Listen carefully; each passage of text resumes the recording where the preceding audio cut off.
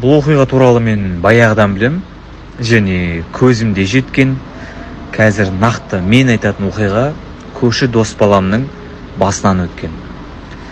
Бір күні дворда балдар қыздар болып ойнап жүреміз. Уайым жоқ, қайғы жоқ, рахат енді. Сол айынан кешкі 12-ге дейін жүретінбіз.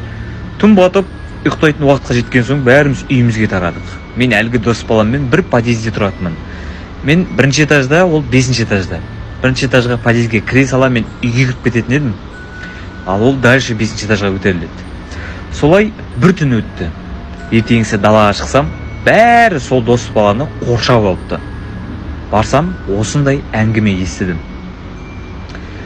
Кеше үйге кіріп ұйықтайын деп жатсам, папа ішіп алыпты. Шәмәлі мазаны алып, ұйқы бермеді. Сосын бардым да жата қалдым. Сөйтіп орнында жатсам, какой-то бір дауыстар естідім кухнядан. Жыбыр-жыбыр етеді бірдеңе. Папа шығар деп жата бердім. Бір кезде анау қоймайды дауыс шыға беріп, кәдімгі даңғарлап кетті.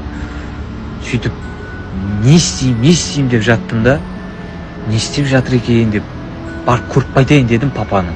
Сөйтіп коридорға шығып, светті жағайын десем, сол жақ құлағымнан шайтан деген дауысты четко естідім. Бірден орныма қашып, оранып жата қалдым. Бөлме салқын болып кетті. Кәдімгі будто бір қыстың күні далада жатқандай болдым. Страшно салқын болды ана бөлме деген.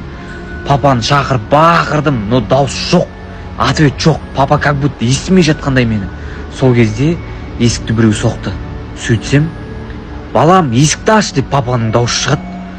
Сонда жаңадан бері мен көрген кім, дауыс шығарып жүрген кім деп дым түсінбедім дейді. Сөйтіп, сондай әңгімені естідік.